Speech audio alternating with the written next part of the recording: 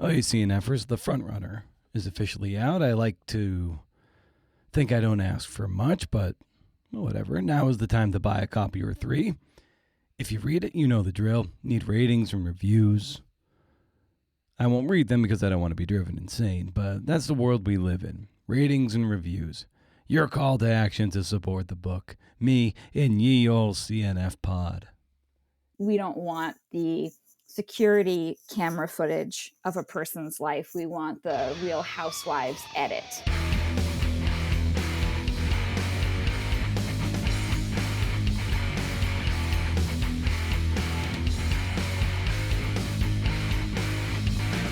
CNF, this is the Creative Nonfiction podcast, a show where I speak to tellers of true tales about the true tales they tell, the art and craft of telling true stories. Yeah. I'm your host, Brendan O'Mara. I hurt my wrists, again, doing easy curls. It's that movement of the externally rotating my wrists, and I had 95 pounds on the bar, and I almost had to drop it. Megan Baxter is here. We recorded back in January. I swear, we're almost caught up with the pods I recorded 1 billion years ago. This was a pretty electric conversation, not gonna lie. Megan has it figured out, man. She's won numerous national awards, including a Pushcart Prize. Her essay collection, 20 Square Feet of Skin, was longlisted for the 2024 Penn Diamonstein-Spielvogel Award. I hope I'm pronouncing that right. For the art of the essay. Megan got on my radar when I was doing Prefontaine research, and I was thumbing through a stack of that chapbook, True Stories, by Creative Nonfiction used to put out. I saw this essay titled On Running, and I was like, well, shit, I need to study this. Then I reached out to her, and she sent me her essay collections and her memoir, Farm Girl. So we dig into Farm Girl. Show notes of this episode more. They're big, man. Oh, man, huge. Shoot. At BrendanO'Mara.com. Hey, since sunsetting the pod stack, I moved all that goodness over to the show notes. And my favorite quotes, a mostly accurate link to the transcript that you can download for free, the text of the parting shot, and links to the backlog, 400, 300, 200, and 100 episodes ago. There, you can also sign up for the Rage Against the Algorithm newsletter. Been doing it forever, and people who dig it seem to dig it, just like this podcast. First of the month, no spam, as far as I can tell, can't beat it. And you can always consider Patreon if you think all this effort is worth a few bucks. Patreon.com/CNFpod. Megan's work has appeared in the Three Penny Review, Hotel America, River Teeth, and others. She lives in New Hampshire, where she runs her own small farm and teaches creative writing through online courses and lessons. You can learn more about her at meganbaxterwriting.com and follow her on Instagram at Megan L. Baxter. We talk about her rewilding of her writing, internet rabbit hole researching, actually living the dream, hyper attention, the Real Housewives edit, and how Pinterest helped her with her writing. Parting shot on the tactical and the practical. But before that, there's a really great, animating, energizing chat with Megan Baxter. Cue the montage riff.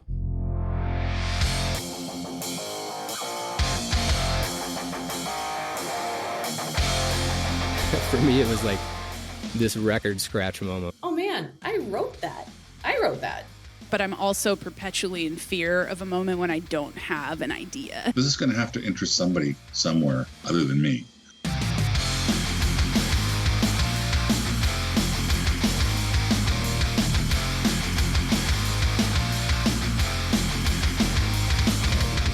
With my cursory research, I came across an essay you wrote about a year ago about wild creativity, and I really loved this idea of kind of rewilding your creative process, and I was hoping maybe you can elaborate on that a bit.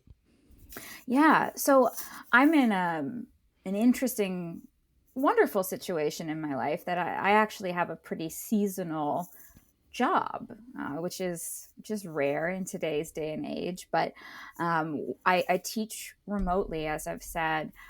So I do have some regularity that draws me to the laptop. But the other part of my life is running a small farm. And I grow fruits and vegetables and cut flowers and do my own baked goods and go to farmers markets during the summer, which is wonderful. And I love it. It's a dream come true, but it takes up a lot of time.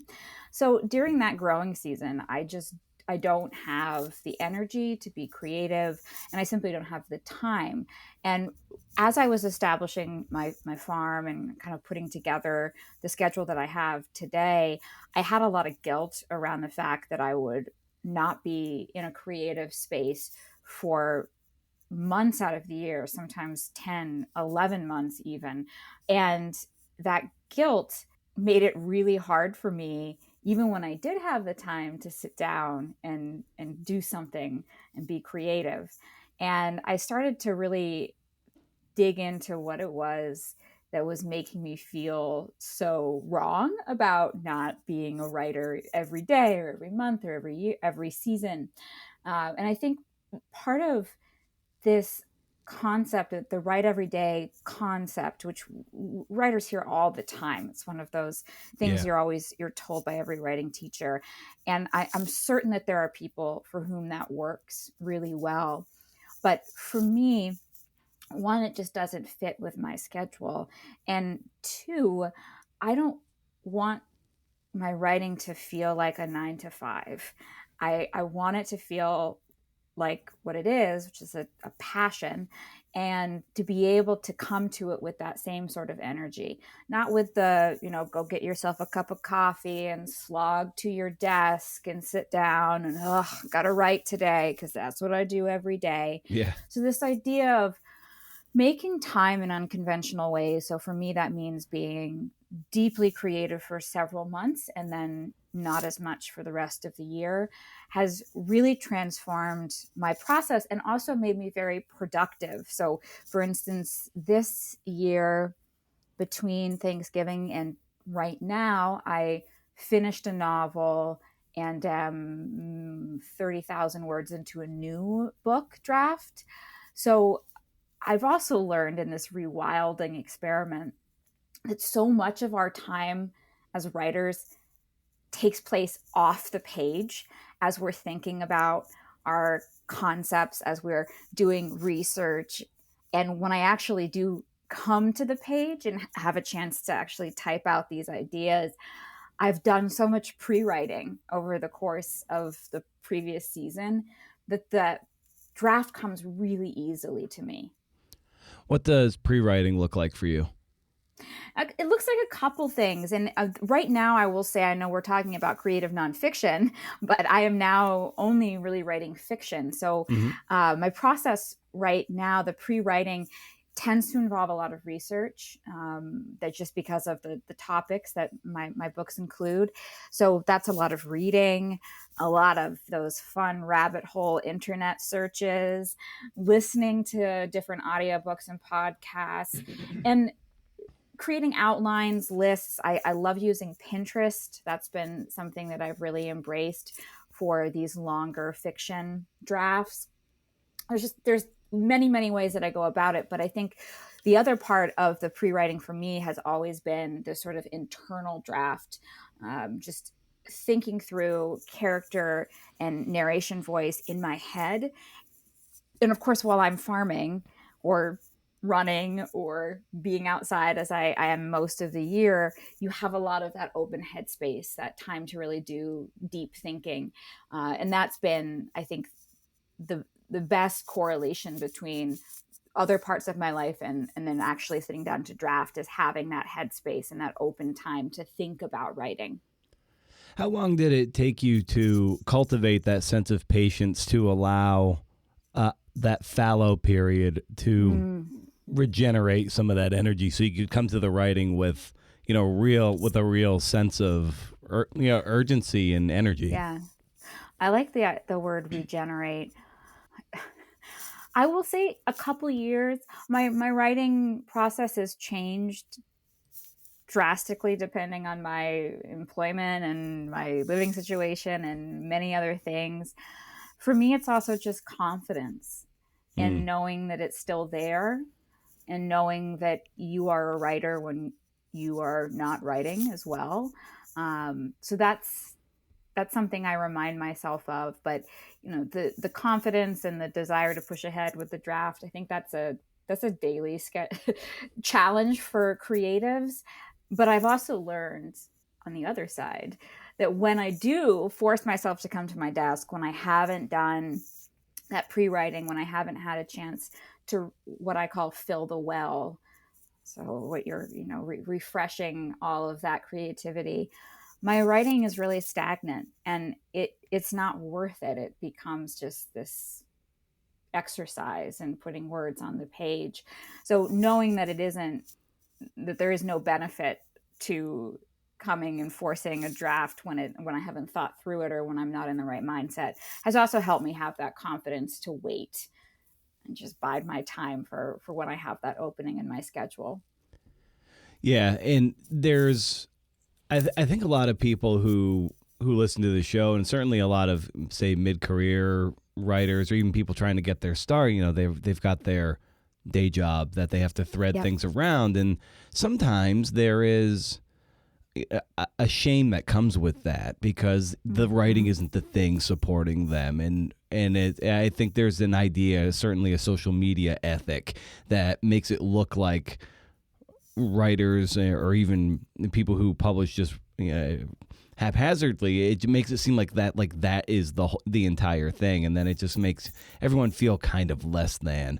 And I love hearing what you're saying about like letting the well fill, and then threading the writing around a more holistic life, and it really does bring a better pulse of energy to the writing when you're ready for it, and that's okay. You just have to have that patience. Yeah, and I think, I mean, you know many writers. I know many writers. I know maybe one person who is successful enough that truly writing is their only source of income. I think it's an unrealistic expectation, and it's certainly something that I don't know if I say that now, but I enjoy that there are multiple facets to my life, and that I have different people that I interact with, whether it's farming or teaching or spending time in the gym. All of that comes to the page, and I'm happy not to just be, only bound to my laptop throughout the day. I think that's something that maybe comes to us when you've kind of been in it for 15 or 20 years, and you're like, you kind of surrender to it. You've got a little bit of you got a body of work behind you, and you killed yourself to do it. And then you hit a part where it's like that never-ending hustle. It's just, it is burning the candle. It's a 3-wicked candle somehow, and it's burning from both ends and the middle. And through the middle. Like a wick just popped out through the middle, and that's burning too somehow. And then finally you surrender to something. It's like, oh yeah, this is a pace that is actually sustainable, and then you actually might have a more rewarding relationship to the work instead of like being adversarial and with hopefully the work is also better because of that. This transformation for me from writing creative nonfiction to writing fiction was a big part of that confidence switch. All 3 of my books and my national awards, etc., are all within one genre. And I think it's really tempting to say, all right, I'm a creative nonfiction writer. And I was at a point where I didn't have a lot more that I wanted to say in that space. Not that I will never write creative nonfiction again, but I had written 3 books and gotten those out there within, 6 or 7 years. And I had a lot of other ideas that I just couldn't get to within the structure of that genre. And it's been really freeing to jump into the world of fiction and go after those things that have been kind of hanging out in my writing journal, but I haven't been able to approach through sort of myself as the lens.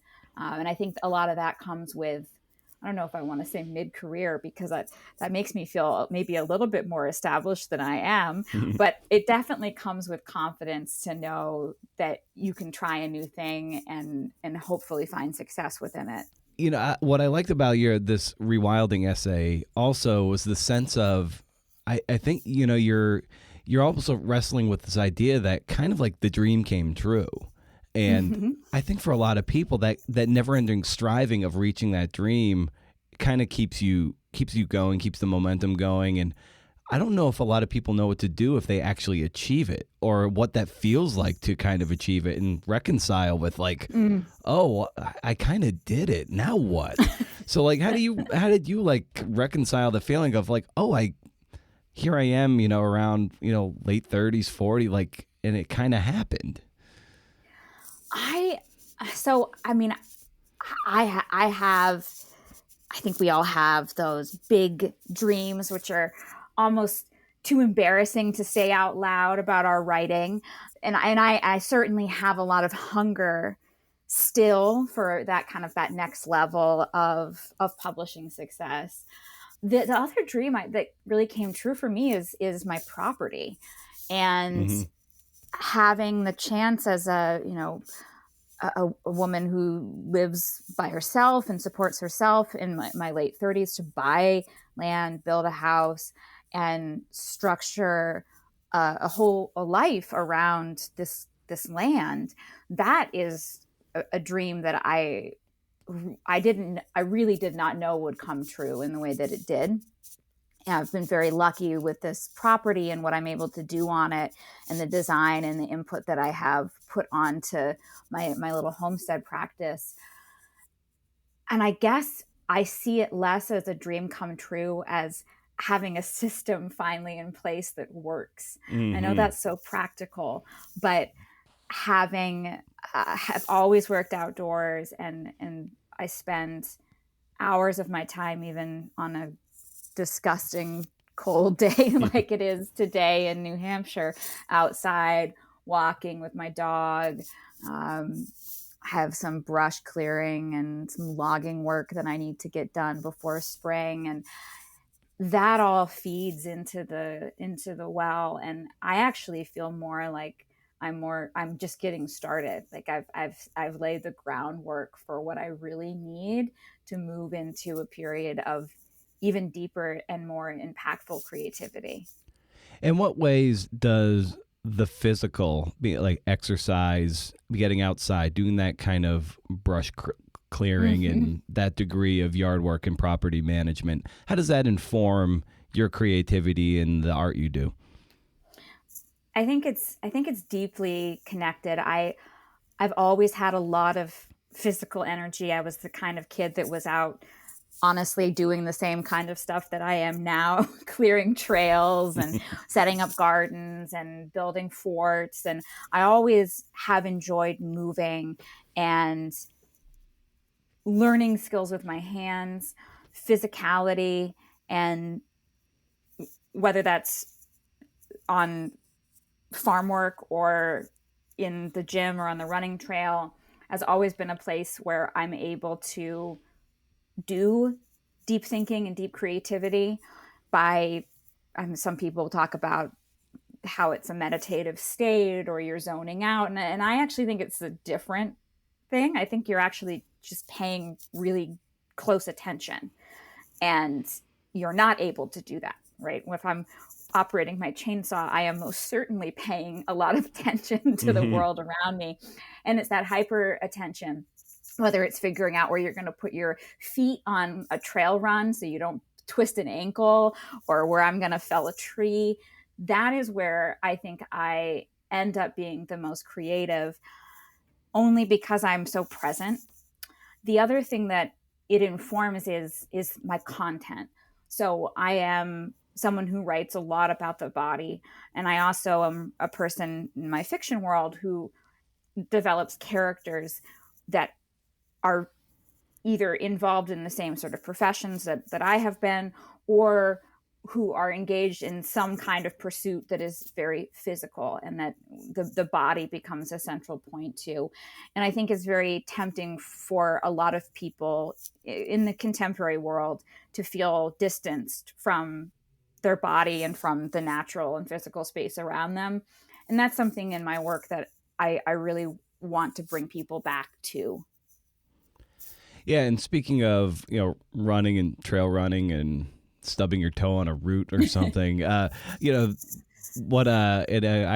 wrote a biography on a runner that's coming out this year, and I was thumbing through my stuff, and I came across your true story on running essay, it's an essay that sure, there's sneakers on the cover and it's titled On Running, but it is it's not the meditation on running that I would think that a lot of people might expect from it. It's got a lot of quirky layers to it that I just didn't see coming, and I wonder just how, if you remember much about it, like what was your kind of entree and entry into an essay of this nature? Well, that particular essay, I think my goal with that originally was to fuse the literary with the sports or physical world of writing. That whole collection that the On Running eventually ended up being published within is about writing about or around topics that didn't feel literary or didn't feel like they belonged in the realm of creative nonfiction at the time that I composed them. I had a wonderful interview conversation with a nonfiction author named Joni Tevis, who I really admired, and I realized while reading the back of her book that she lived in my city, and she met me for coffee. And I was at the time working as a CrossFit coach and personal trainer. Really? While working my way through my MFA. So I was supporting myself by teaching people how to do pull-ups and yelling at them and turning up the techno music really, really loud. And in both realms, I felt like a fraud. I felt like if I told my MFA friends that I spent my days, like dialing in the Skrillex and the hip hop music and screaming at people to do another rep, they would think I was less of in some way. And then if I was to tell my clients that, hey, while I'm watching you suffer through these workouts, I'm actually thinking about how I'm going to compose my next essay, that I would be less than of a coach. And Joni said to me, that's it. That's the tension. That's the place that you need to write from. And so that collection came from the confusion I was having between the two facets of my life at that time. And I think with the On Running essay in particular, I wanted to replicate the way my mind moves during long runs, where you think about, if you are a runner or if you do any kind of mid to long distance endurance sport, your mind goes everywhere. From from the lyrics of the song you're listening to observations on the trail, to running back through your to-do list, and then eventually into this realm of really free association. And that essay includes things like a reflection on Lewis and Clark and their journals. It includes things about, I think Whitman is in that. And that was really a kind of a slice inside my brain to see, where am I going when I run? But I also really wanted to show that there is a correlation between running, between a practice that brings you around to the same simple things every single day, whether it's the same course or the same step, and writing. What tripped me out about the essay too is these meditations on Meriwether Lewis and how it's this connective tissue throughout, be it his death, which was most likely suicide, and this all their their observations, be it as they're approaching the Missouri River waterfalls and all this, and just how that comes to light, like the frantic writing that you allude to there as they're like coming upon it, and there's just like scribbling, and he's thinking about deleting the whole thing, but he ends up leaving the whole thing there. And I'm just wondering, like, oh my God, like you stitched all this together in such a wonderful way, but there's so much going on here in 21 little pages in this little pamphlet. Well, I think the Lewis thing also came from the fact that I started training for my first marathon when I was living in Portland, Oregon. And I was running on an island where the Lewis and Clark expedition briefly stopped over. And this is a little bit of an easy association, but I was going to Lewis and Clark College at the time. Not because of my love for the explorers, but you're out there and there's the Lewis and Clark Trail and there are various forts and places that you can visit. And I'm a history nerd. I read more history texts than I do any other form of book. And I've always been fascinated by stories of explorers and people who have done long journeys somewhere. And for whatever reason, Lewis and Clark, I think the idea of seeing a landscape at that moment of transition has always been really poignant to me. And I think I mentioned this in my essay. It was also one of those moments where a teacher recognized me as a writer very early on. So in 6th grade, we were assigned write a biography of an explorer kind of assignment. And you were given explorers and I was assigned Lewis and Clark. And I wrote my piece in flashbacks from Meriwether Lewis's point of view before he killed himself in 6th grade. My teacher was definitely like, all right, you need to invest some time in this kid. This is the weirdest history essay I've ever read. But that, like, again, while I'm running or working outside, I'm thinking about stuff like that because I'm fascinated by history. And before I decided to follow writing in my college career, I was a history major. So it's always been a focus of mine. Yeah, and given so much of the writing you do is personal, and you said a moment ago, like kind of rooted in the body, what was the impetus to want to take on, this kind of writing? I know you've pivoted to fiction of late, but what was the motivation to want to take on, memoir and these kinds of essays? Well, I think the big transition for me was leaving my farm job. So I had a not very long, non-linear path through higher education. I went from a very competitive boarding school environment where I was majoring in creative writing as a high school student, essentially participating in what would look like graduate level or PhD level courses for 5 hours a day just in creative writing, and then my gen ed stuff in the afternoon, to being a history major at Lewis and Clark College, to eventually deciding that I did not want to continue to be in an academic setting or go on to teach. And my second book, Farm Girl, details this transition where I decided to leave college and go back to my hometown and work full-time on an organic farm. And I did finish my college degree. My parents were aghast that I had made this decision. So I ended up going to a low residency undergrad program where I majored in poetry, which was fantastic. But I was still working full-time at this farm. And I continued to work full season and completely devote myself to that landscape for another, how many years?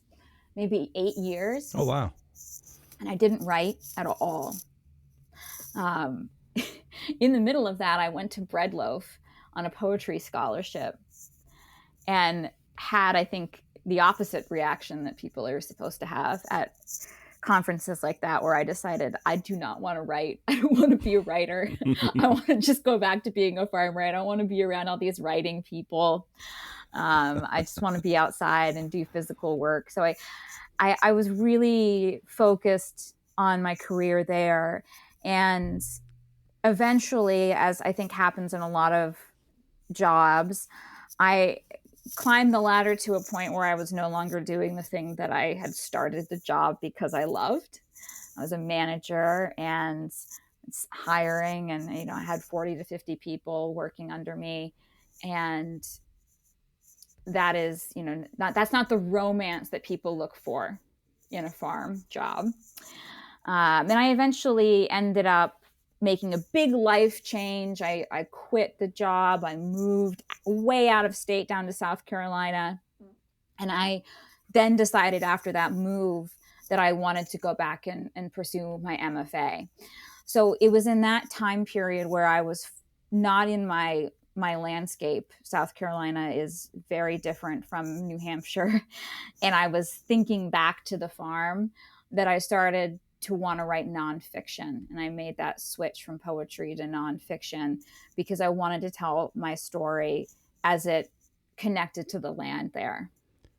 And a lot of people, if they have a personal story they want to tell, sometimes there's a rush to write it and they don't give it time to gestate the way it needs. You need distance. And how important was it, or when did you know you were ready, when you had the requisite distance to take on what would become Farm Girl?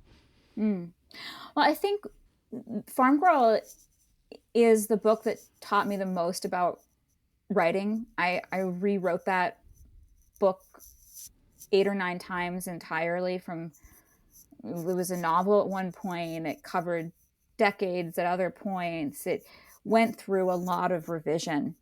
Did it drive you insane? A little bit. I like where I ended, like where the draft is now, where it's published, because it's so focused. I think one of the things I'm always telling my students about distance is that you need at least a few years, if not more, before you can really understand your story in the context of your life. And for me, Farm Girl was about distance, because not only was I no longer in that region, but I wasn't interacting with the farm and the landscape in the same way. So I made the decision way late in the drafting process to only focus on the year where I had decided to return to the farm, because I wanted that book to be about the love that I had for that place at that time, not all the stuff that came later. So it was really about reduction. And again, that's something I tell my students is, we think so much about what is going to make it into our nonfiction, but just as important is the stuff that we are not going to include in it. And for me, that was the 8 years that I continued to work at that farm after the book ended, which I had just lived. I had just come away from this. So yes, that book did drive me a little bit crazy, but it did teach me a lot about storytelling. Well, that's just it about memoirs. There is a tendency for people to want to throw in so much, and you said what this was very, very focused. And to quote something you said just a moment ago about a moment of transition, and that's what this book really is a big moment in transition, braided around your experience with the farm and finally deciding to go back to it. And I think I also use the example of the movie A Christmas Story, and you talk, it's that's a slice, that's a memoir. A memoir is a slice, and it can be really tough to like drill down and focus and just try to extract the meaning from I don't know, maybe just a couple months. But if you do it right, you can blow it up to something like what you have with Farm Girl, which is that slice, but it is just richly told in a very narrow aperture. Yeah, those are hard. They're hard decisions to make in the moment, which is why I think the distance is important. I don't think I would have been able to offer the same kind of perspective if that slice was coming from a time period that was really recent. And another, I like your Christmas Story example. My example is a little less classy. I say that we don't want the security camera footage of a person's life. We want the Real Housewives edit where somebody throws water in your face or a door slams. We want those moments where there's really heightened tension. And a lot of the time that does happen over a really particular slice of our story, like that 1 year of transition. And then many, many years afterwards just sort of follow the same rhythm. In the acknowledgments of Farm Girl, you cite something that Patrick Madden told you, where he was reminding you the value of nonfiction is the truthiness of the thing, that I am the I, the girl who decided to move back and farm. And when you heard that, and you heard that counsel from a mentor who had enough influence to be included in the acknowledgments, to what extent did you hold that true as you were synthesizing through multiple myriad drafts of Farm Girl? I think that was more of a I don't know if it was a command, but a reaction. So I stopped Patrick. I saw him on the floor of the bookstore of the book fair at AWP, and said, "Oh, hey, I've decided that I'm going to change my draft around, and it's going to be a novel." And I had he hadn't really interacted with Farm Girl in the way that he had with the essays, but he's an advocate for creative nonfiction, and we talked a little bit more, and he reminded me of I was talking about the selling point of a novel is that it's fiction, and fiction sells, right? That's what publishers want. They want a first novel. And he was reminding me that the value of nonfiction is that the I is the I, is you, it's true, it actually happened. And when you remove that from a piece like Farm Girl, you remove so much of the power of the story. So that was a reminder to me to tell the story as nonfiction, because that's where the power of the narrative lay. A moment in the book too, when you finally decide to leave college and go back to the farm, you cite this moment with your mother, and you're like, I don't remember our words, just her disappointment. And that struck me like right in the chest. I was like, oh my God. It was just like, so I don't know. Can you expound upon that moment of, that it's a big leap on your part, but you also know you're not only kind of uprooting your life and doing that, but you're also having to confront parental expectation. Well, yeah. I'm the oldest in my family, and I'm certainly the most academic. And I think my parents had always expected that I would be the kid that had that straight shot through college into master's program into PhD, like that's sort of where my trajectory was. And I'd won all these academic and scholastic awards as a high school student, and had kind of made a series of bad college decisions around boyfriends that had already kind of gotten some disappointing looks from them. But at this point, I think really what my mom was reacting to was my desire to farm. So my mother grew up on a dairy farm in Vermont in the Northeast Kingdom. And her memoir, if she was to write it, would be about escaping the farm and going towards art as a way to leave that world. So she's an accomplished flutist and went to New England Conservatory in Boston and did almost everything she could to not be back in a rural existence.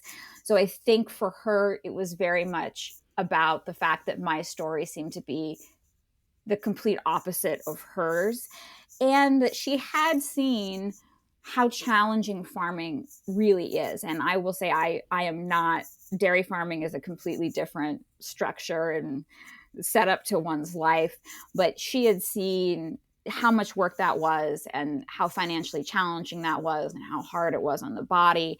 And I think she had hoped that I would have an easier life than she had grown up around. Of course, there are many ways to make a life, and she's very happy to help me now at the farmer's market. She's my assistant during the summer. Mm-hmm. And I would say that she's probably proud of me at this point. But back then, yeah, I think both her and my father had really hoped that I would kind of follow that academic career rather than do something physical. I think it's hard when you have that one kid who gets the grades and gets the big awards, and to then say, nope, actually, that's not where I see my future. I actually just want to pull weeds and get sunburns for the rest of my life. Well, it's still that pressure of being the oldest and the one beholden to the most accomplishment. I really admire the courage it must have taken to try to really chart your own path and maybe go down a route that was, or a detour, as it were, that was not maybe expected of you. I imagine that was a tremendously hard decision to make, or maybe not. I wish I could say that it was. I think that would speak better to my character.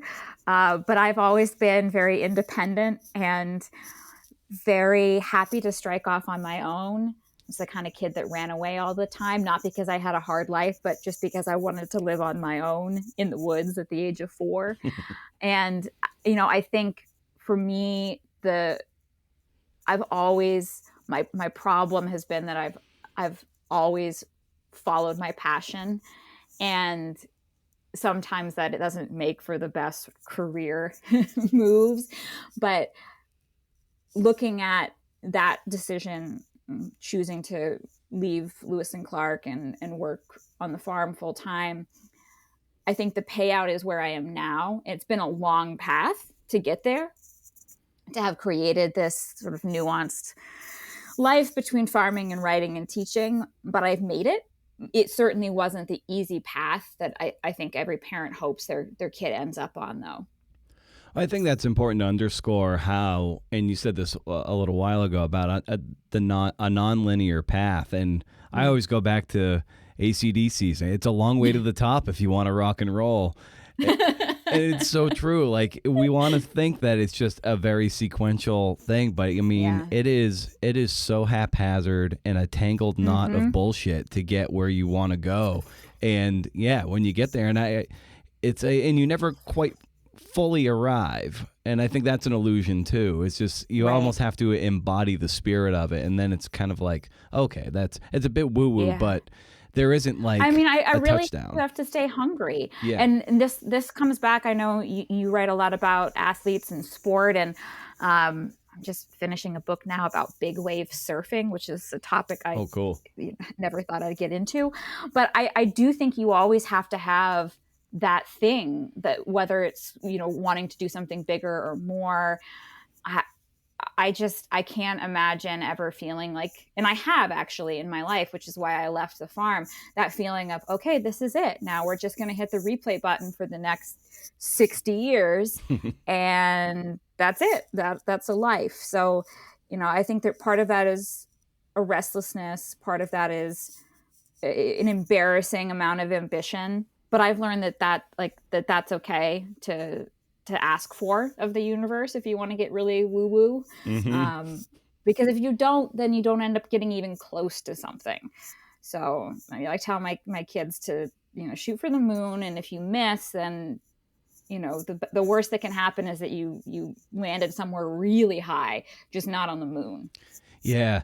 It's funny with my own baseball career. I kind of I ultimately wanted to play Major League Baseball, and I was just good enough where that was not totally delusional. Looking back, it was, but I mean, it got me to a point where I was, a very good player, and I guess I did shoot for the stars, and in a weird way, I did land on the moon. But because my vision was so set on the stars, landing on the moon still felt like a disappointment. Yeah, and I don't know how to be okay with shooting for the stars yet, and being okay by landing on the moon, because it still feels short, even though that's probably monumentally farther away you would ever get had you not shot for the stars. I think it's all, I feel the same way about my books. I know I have books, and that's like a huge goal for so many people, and I feel bad even saying this, but I wish more people read them. I wish they came out from bigger presses. We always have that thing that eats at us. And I think that's okay. I can't imagine. Yeah, I had a teacher, Jack Driscoll, who's a fantastic fiction writer who passed away a couple of years ago, who said that he set for himself the goal that he would know he was a writer when he saw someone reading one of his books on a plane. And then he did, and he still was like, this doesn't feel right. Yeah, like, it still feels like shit. How did that guy, I mean, this is some kind of fluke. Like, he must have just gotten that out of some bargain bin. I didn't talk to him. Why was he reading it? Maybe his mom came to one of my readings at this small bookstore. So I think we're always going to be able to frame it in a way that shows that we still have work to do. Oh, totally. Yeah, exactly. It's like you see it. It's like in a way, like that was, he sketched out what the dream looked like, and then it was there at his feet, and it's like, this is bullshit. What was I hoping to get out of this, right? Like, is seeing your name, do you go and then say, hey, I wrote that book? That was, that I think we all have that thing we want that we think would feel like we've arrived, that stamp of approval or that award, and it's not. If you really have more to give and you want to keep doing this, there's always going to be that next thing. Right. The reward is being able to continue doing it. And so much of that is internally driven, because no one is cracking the whip at my ass and yours saying like, we're keep on going. Like, we need the next one. It's like, no, there's so much out there that as sad as it is, like, no one's going to miss us when we're gone. So it's going to be like, we're not, George R.R. Martin having people stalk him and ask to finish his last book. There's a lot of it comes from us. And, the other thing I've learned too in the process is the process is the reward. And I know that that's, again, a little bit on the woo-woo side, but my most recent book, 20 Square Feet of Skin, I got the chance to work with really amazing editors who advanced those drafts in a way that I never would have been able to do on my own. And so knowing that, yes, the award is the book, and the book comes out and you can post pictures of it online and do podcasts, but you also got a chance to work with people who made you better for free. Mm-hmm. They made you better for free, which is fantastic. So I'm always hoping for that, that next thing comes with something else often, whether that's a connection to a person or a craft tool or something. There always tends to be that next skill that's unlocked as well. And how do you wrestle with the inherent self-doubt that comes with this work as you're sitting down to write?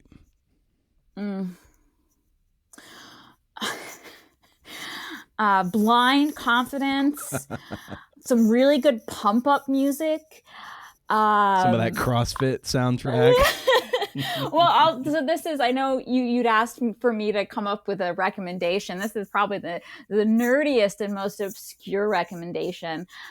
The motivation to get me to sit down and finish this novel that I've been writing and researching for over 4 years came for me this December from watching the second season of Arcane League of Legends on Netflix.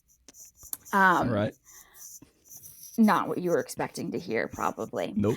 I love animation. I've always loved animation. And it's based on a video game, if you were unaware.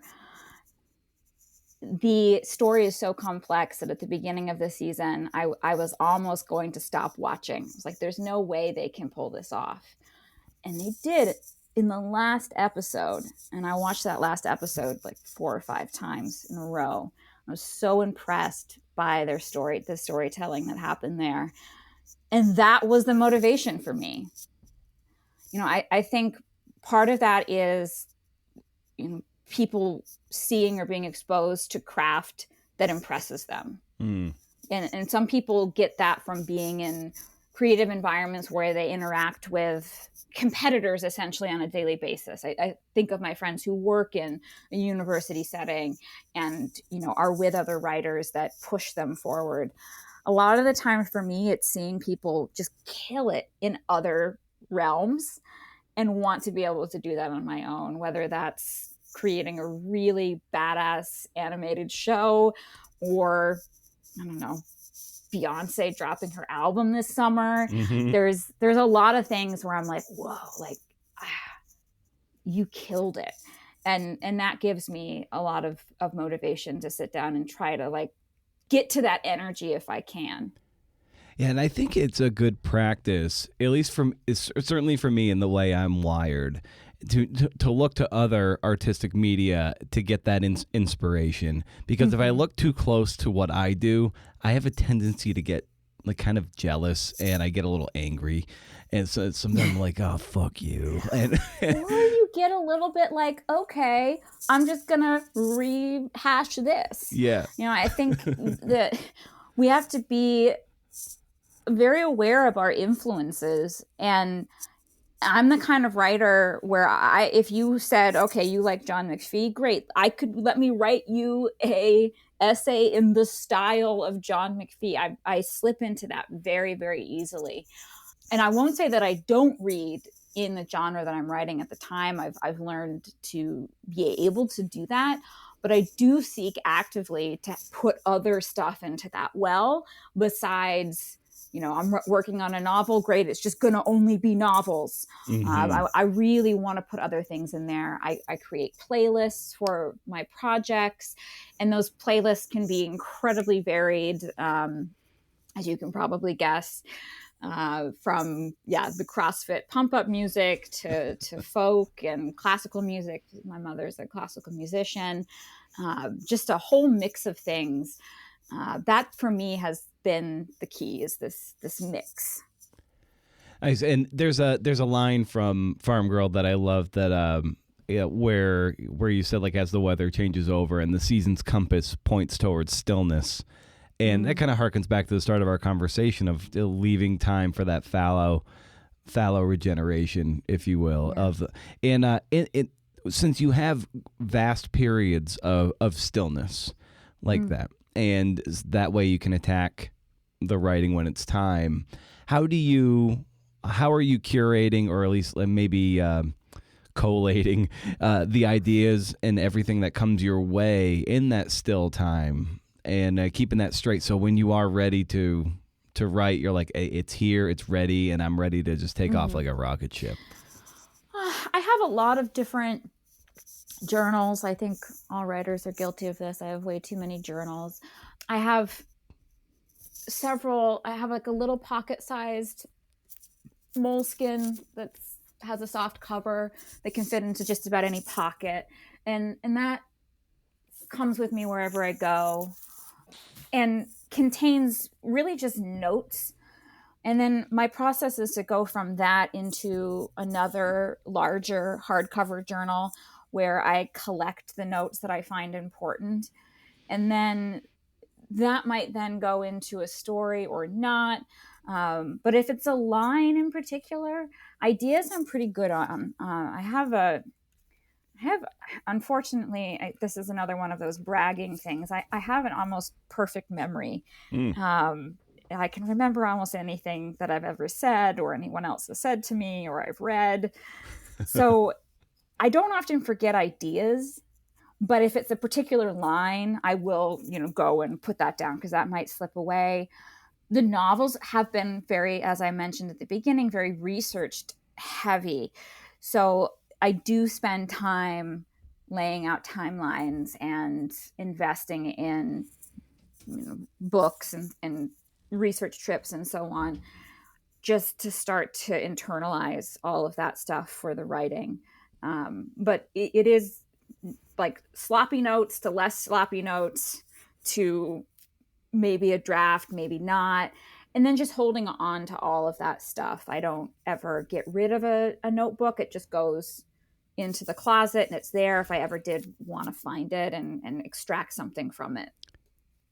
Are there essays or books, novels, or just anything that you have on your bookcase or something you pull down and you kind of mainline it over and over again? You're like, how'd they go about this? Go back to the game tape and it's just like I need to be reminded of how when it's done well, how it's done. Yeah, I know. I have quite a few of those. I sometimes I think of those as like the most intimidating books. I'll stack them up and say, "Oh my gosh, why did I even collect these?" This is making me feel embarrassing. like shit. Yeah, right. Like I've just brought all of the best novels of the last 100 years and put on my desk and been like, make a book like this. I do. I'm thinking mostly in novels right now, though, so I could give you what those titles are. Yeah. Lolita by Nabokov. In terms of a voice-driven novel, absolutely outstanding. I accidentally bought 3 copies of it on Amazon. So I have 3 copies of that book. I also really love Blood Meridian by Cormac McCarthy, although I can't read that book again. I feel like I only have like hot topic authors here on this list. But again, in terms of the way that McCarthy writes about the landscape and the language that he chooses to animate the natural world, that book was a game changer for me. I also love All the Light We Cannot See, much more contemporary novel, which I've been using as an example for how to integrate historical stories in a way that doesn't feel like historical fiction. And yeah, those are the big ones that come to mind. I've been slowly rereading The Lord of the Rings to myself. Yeah, I saw that. I saw on Instagram that you're reading that. Are you teaching kind of like something where that's pulling on?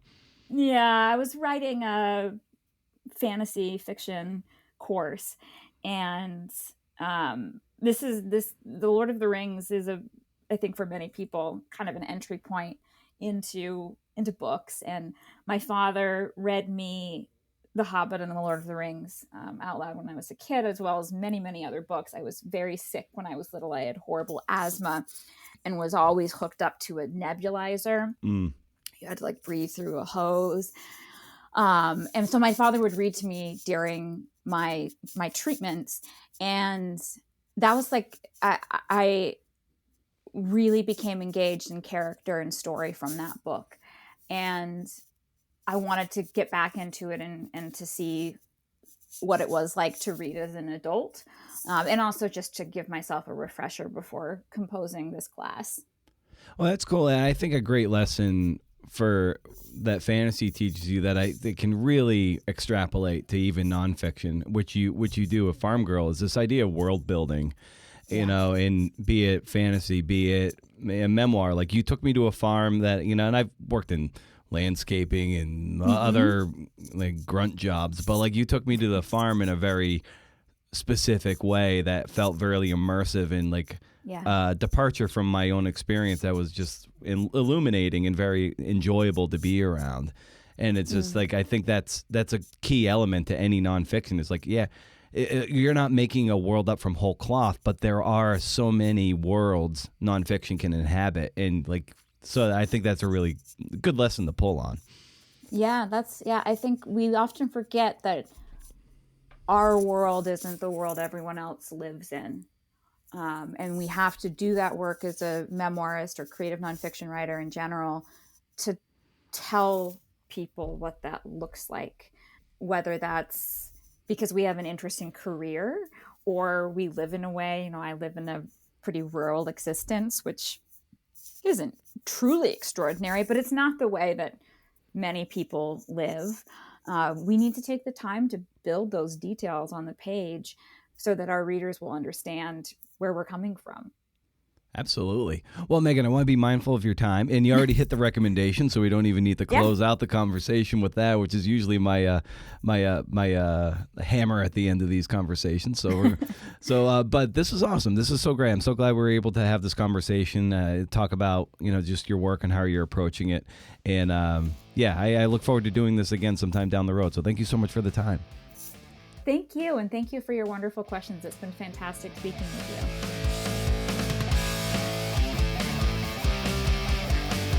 Yes. Awesome. Thanks to Megan for coming on the show. I think she's got it figured out, man. I really do. I really like the seasonality approach to a writing life. A compass pointing towards stillness. I like that. Not the incessant churn many of us get sucked into to be a working writer. You know what I mean. There's probably a riff in that sentiment somewhere, but not this day. When I offered my book proposal and slides and master spreadsheet template to people who attended my Power of Narrative talk, it hit me that if you really want to enroll people in the journey, you always have to be thinking, what's in it for them? Unless you're George Saunders, nobody gives a shit about your day-to-day, by and large. You know, if you're offering tactical and practical advice, actionable stuff that helps people get where they want to go, you're on to something. Then if you have a book come out like The Front Runner, LOLs, people will hopefully buy your shit. And then maybe you get famous and then people will actually care about your day-to-day. I don't know. I say all this because, as you know, I sunsetted the pod stack because it was cannibalizing the show notes and was asking too much of people to subscribe to this other thing. That said, I have a new experimental venture that's in the works. By the time you listen to this, I will already have completed the first installment on Substack called Pitch Club. Welcome to pitchclub.substack.com. Now, what the fuck is that, you ask? Well, I reach out to a long-form journalist who landed a cold pitch at a publication. They share their pitch with me, and I have them audio annotate their dissection of the pitch at various points. So you get to read their pitch, then click the button and hear them explain their reasoning at that moment, or the challenges in reporting out that scene, or why they chose to use that, or how they chose to introduce themselves, etc. The first installment's going to be with Nick Davidson and his Atavist pitch for his ballooning story.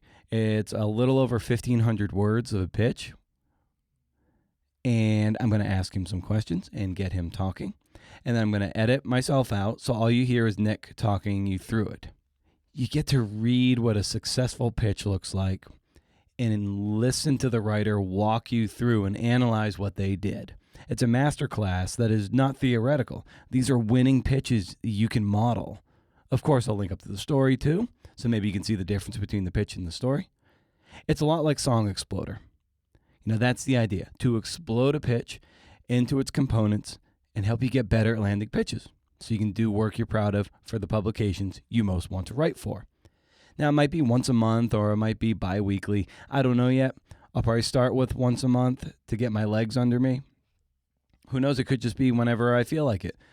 It could also be whenever I'm able to procure a pitch from someone. You know, people sometimes keep that stuff really close to the chest. I don't know. I often talk about the pitch, as you know, especially during the Atavist pods. But to be able to see it in the text and then have the writer explain themselves will give you all the skills and insight you need to be better at this. Honestly, this is what I wish I had back in 2012 or so when I started to freelance in earnest. You know, when I was so fucking frustrated about how to do this kind of work. You know, how to write the right pitch, how to find people. You know, so anyway, at least this is going to be like a lesson that is kind of tightly packaged from people who are doing the thing. Tactical, practical. Welcome to pitchclub.substack.com. I hope you'll come along for the ride. The first rule of Pitch Club is we talk about Pitch Club. That's right. So stay wild, CNFers. And if you can't do, interview. See ya.